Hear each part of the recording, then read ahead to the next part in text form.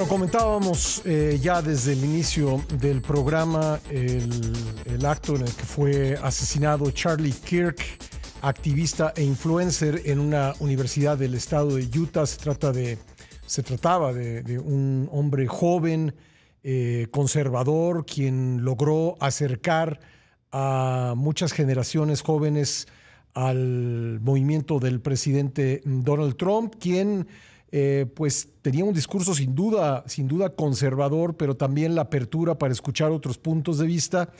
Y en una de sus presentaciones en universidades estadounidenses, pues un hombre le disparó aparentemente desde una azotea, un francotirador, pues le disparó, le dio en el cuello y lo mató. El FBI informó que obtuvo el arma con el que fue asesinado el activista Charlie Kirk en la Universidad Utah Valley en los Estados Unidos. Aunque tiene en su poder un video de alta calidad del presunto asesino, no lo va a hacer público por el momento. De acuerdo con la investigación, luego de atentar contra Kirk, el sujeto corrió al otro lado del edificio, saltó de la azotea y huyó hacia el vecindario, donde los investigadores lograron obtener el video tomado de la cámara de un timbre. Vamos a hablar sobre este asesinato que ha conmovido a los Estados Unidos y que ha dado la vuelta al mundo como información. Lo vamos a platicar con nuestra amiga, la periodista Adriana Gómez, periodista en Washington, D.C. ¿Cómo estás, Adriana? Gusto saludarte.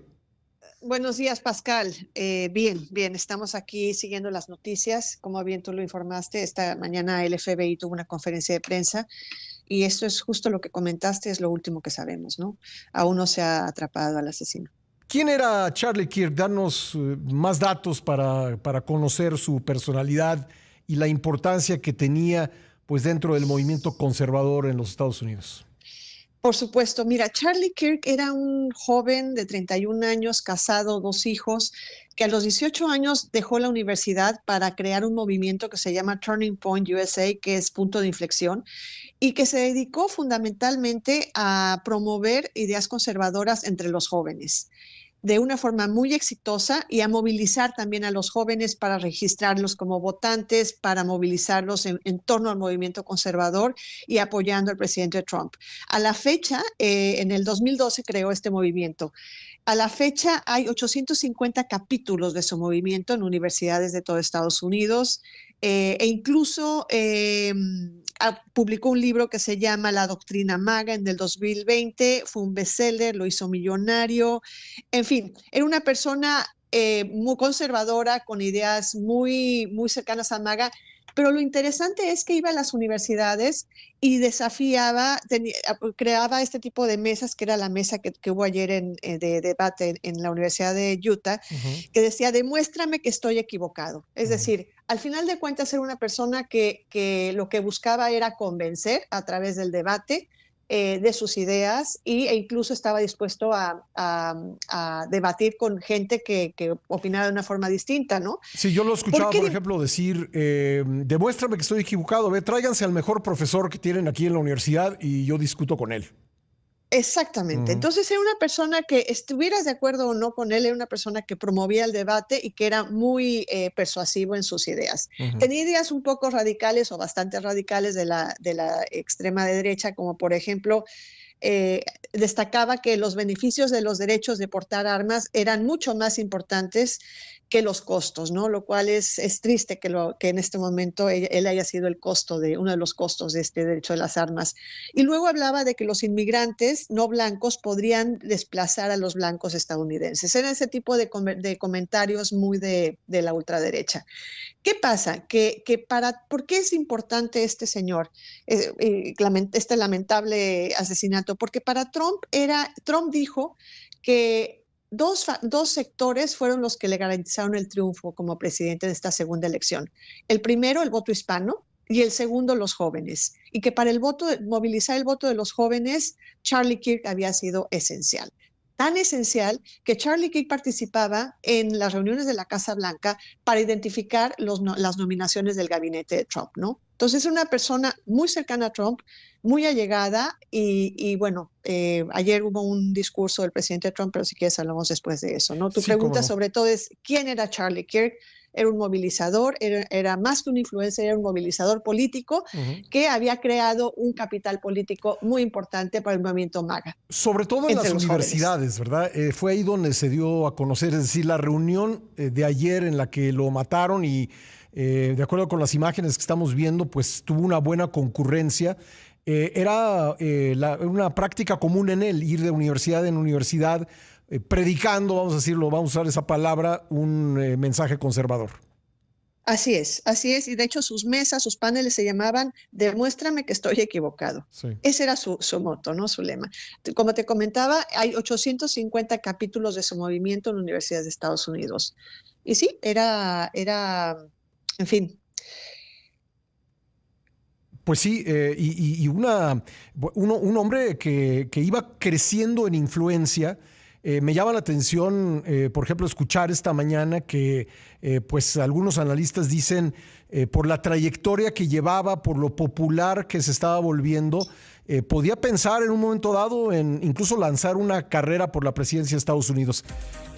Adrián, estoy leyendo una nota en el periódico The New York Times que dice que el asesinato de Kirk está elevando el temor de un surgimiento de violencia política. ¿Tú cómo lo ves? Mira, leí ese artículo, es muy interesante. Yo creo que es un artículo que sí alerta de una posibilidad, porque la polarización en este país está cobrando niveles muy serios. Y lo hemos visto no solamente una polarización verbal, sino una polarización que ha llevado a violencia política. Lo hemos visto no solamente con los 2 atentados de asesinato al presidente Trump, al entonces candidato, sino también a figuras del Partido Demócrata, Partido Republicano, hasta hace unos meses unos congresistas locales en Minnesota, una congresista fue asesinada. En fin, sí un ambiente, incluso en ese mismo artículo, como recordarás, un analista, Robert Pape, dice que básicamente estamos en un país que es un polvorín, ¿no? Un analista de la Universidad de Chicago. Yo creo que es importante alertarlo porque es cierto, es cierto. Creo que he leído varios artículos, he escuchado varias opiniones. Creo que lo importante va a ser el discurso que de ahora en adelante, tanto líderes políticos, religiosos, influencers, manejen, ¿no? Porque hay gente, incluso gente eh, como el propio Elon Musk, el de X, que dijo que la izquierda es el partido del asesinato, ¿no? Otros como Newt Gingrich diciendo que esto es la guerra. Entonces, va a ser muy importante, Pascal, que el discurso, incluyendo el presidente Trump, se amaine y que lleguen a una moderación y que se busque una, eh, un ambiente un poco más tranquilo. A ver, ya hemos visto en el 2021 cuando las arengas del presidente Trump en ese momento movilizaron el asalto al Capitolio, ¿no? Entonces Sí. ya hemos visto lo que puede pasar. Y sí creo que es un momento delicado, Pascal. Además, hay algo importante que no debemos olvidar. En este momento hay más armas que población en este país, Sí, en hay como Estados 400 Unidos. millones de armas, ¿no? Por ahí más o menos. 500, 500 millones 500 de armas. millones Sí, de armas, Pascal. sí. Además, empezó a subir la propiedad y la venta de armas desde la pandemia, Uh-huh. que se empezaron a generar muchas, en fin. Y eso por un lado. Y hay un dato muy, muy importante. Cada 11 minutos en Estados Unidos muere una persona por violencia de arma.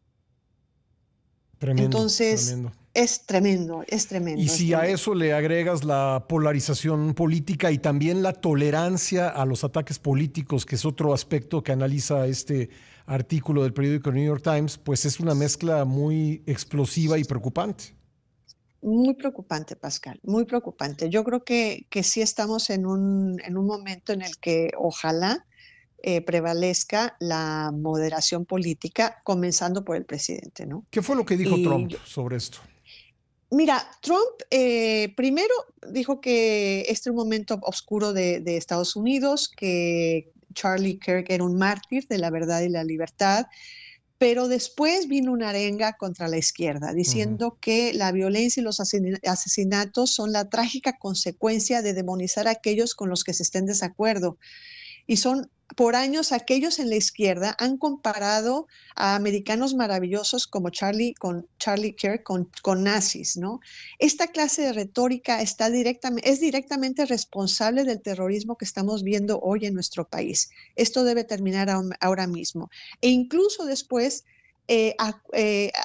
acusó a las organizaciones que están financiando y apoyando esta retórica. Entonces, este es un espacio muy gris, en el que en un momento dado, si el presidente o cualquier autoridad decide que está financiando una retórica de terrorismo, pues podemos empezar a ver represión, ¿no? Más de la que ya hay.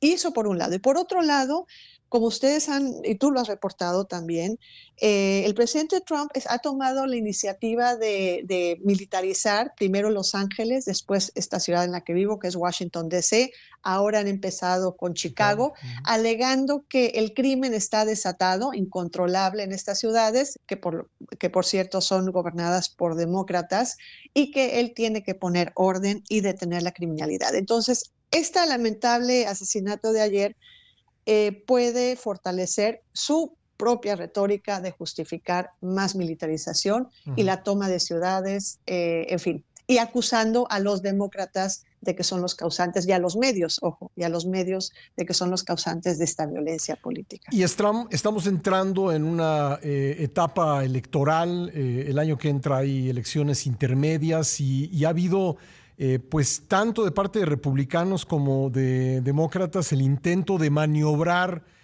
por ejemplo, alterando la conformación de los distritos en Texas y en California para tratar de ganar la mayoría en la Cámara de Representantes, donde pues son muy pocos escaños de diferencia, y esa lucha política pues puede hacernos pensar que la retórica va a subir muchísimo en los próximos meses, Adriana. Efectivamente, pero fíjate que hay una diferencia, Pascal.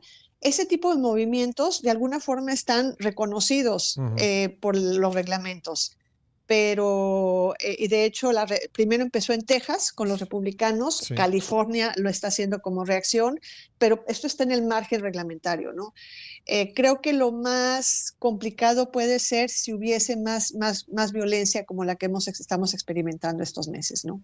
Creo que eso podría polarizar mucho más que lo que le llaman aquí el gerrymandering, sí, que es la descentralización. Bueno, en todo caso, creo que pues la próxima contienda electoral pues inevitablemente va a hacer subir el tono del discurso, ¿no? Y la radicalización. Absolutamente, y además es un proceso electoral clave porque hasta este momento el presidente Trump tiene el Congreso, la Suprema Corte de su lado. Si pierde el Congreso, sería una catástrofe para él, ¿no? En ese momento se convertiría en lo que le llaman aquí un lame duck. Y además así podría volver a ser investigado, ¿no? Y habría podría haber un nuevo proceso de juicio político contra él.